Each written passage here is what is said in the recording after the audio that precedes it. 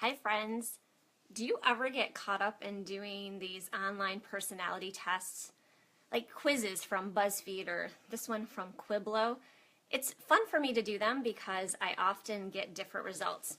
I'm not sure if you're like me, but it's hard to commit to just one answer. For example, this question here. When you've had a long day, what do you do to relax? Well, right now I'd probably pick read my favorite book. But at other times I'd probably choose the answer round up a big group of friends and go out. At other times I would probably pick chill out at home with a movie and maybe a few friends. It's fun to see how my results of these quizzes change based on my inconsistent answers. It's like I can be two or more totally different people. And both of those people must be me, especially since the internet quiz says so, right? Sometimes I feel this way in life. It's hard to describe who I am exactly because I can be different things at various times. For example, I can be very good at relaxing. I love napping, I adore reading, and I also enjoy singing while taking a ridiculously long hot shower. On the other hand, I can also be a very hard worker. In order to finish a project, I could be the type to skip a meal, which is craziness, I know. I'm also good with deadlines and accomplishing things. So, what am I? I guess you could say I'm a lazy hard worker. I think it's a perfect description, actually. And another funny thing you could say about me, or I could say about myself, is that I dream of safe adventures. In Puerto Rico, I realize I like adventure as long as it's not crazy adventurous. I will happily go hike through a rainforest unless I see a cool photo opportunity a few safe feet away. I'm especially this way with trying new foods. I am up for the adventure of trying a new restaurant as long as there's comfort food on the menu. Maybe I will try to bite of something new that my husband orders if he challenges me to, but I wouldn't chance ordering it myself. No way. In what ways are you a walking contradiction? So in Bible times, there was this guy named Saul who hated Christians. He was totally opposed to their mission and thought Jesus was a fraud for claiming to be God, the Jewish promised Messiah. He had an experience that totally changed his mind and his name and led him in a completely opposite direction. Saul, who ended up being called Paul, was one of the most famous preachers of Christ, and he wrote several letters, or books as they're now called, encouraging members of the early church. In the book of Romans, he talks about what essentially could be called contradiction in his life. On one hand, he knows the good he's supposed to do and that following God's way of life is truly for his benefit. And on the other hand, he recognizes that it's hard to do the right thing. We have this evil inside of us, this sin nature pulling us in opposite directions. I see this in my life to a point where I can't fully describe myself to you. I wouldn't feel like it's honest without mentioning both sides of the equation. Who is Sarah? Well, Sarah equals faith plus doubt.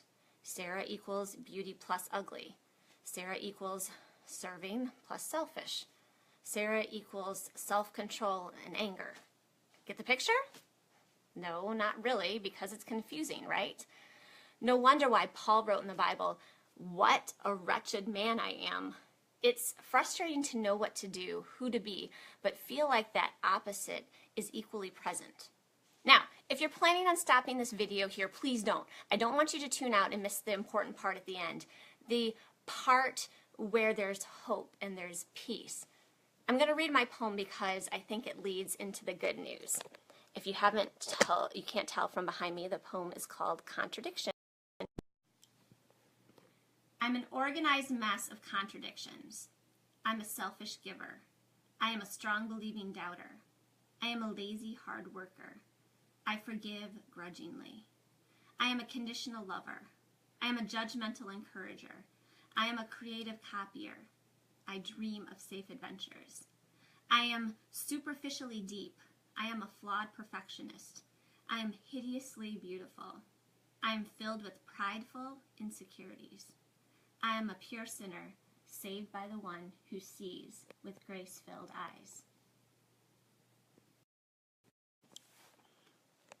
I'm hoping you didn't miss seeing the I'm hoping you didn't miss seeing the part at the end in the poem. The bold letters there that were spread throughout the poem, they spell Grace. Because I am saved by the one who can take away my mess, he now sees me with grace-filled eyes. He only sees the good part of the equation, so to speak. He sees me now as a loving giver with a strong faith, a hard worker who forgives others, a loving encourager who is both creative and sometimes adventurous. I am beautiful, confident, and pure. That's the miracle of the gift of grace, guys. It's something we don't deserve. It's God's riches at Christ's expense. So if that's the truth, we need to stop believing the lies whispering that we're still those other things. Sure, until believers are with Jesus someday, we will still struggle with the pull of sin here on earth. But I have a secret power to help me until then. If Super Sarah didn't sound super dumb, I'd be super tempted to give myself a cool superhero name because I have such a superpower inside of myself. Bible Paul says it best in Romans 8. So let me read that for you now. He says, "The mind controlled by the Spirit is life and peace. You are not controlled by the sinful nature, but by the Spirit, if the Spirit of God lives inside you."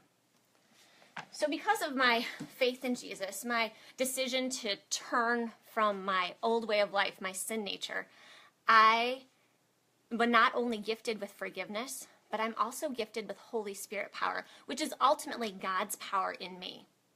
That power is stronger than all of the evil, than all of the potential wrong choices I can make. And friends, I sure hope you have that power inside of you. If you want to know more, please message me. In the meantime, I hope you're encouraged today to remember that even though we feel this confusion of contradiction in our lives, we can be saved by the one who will see us with only grace-filled eyes. Good night. See you next week.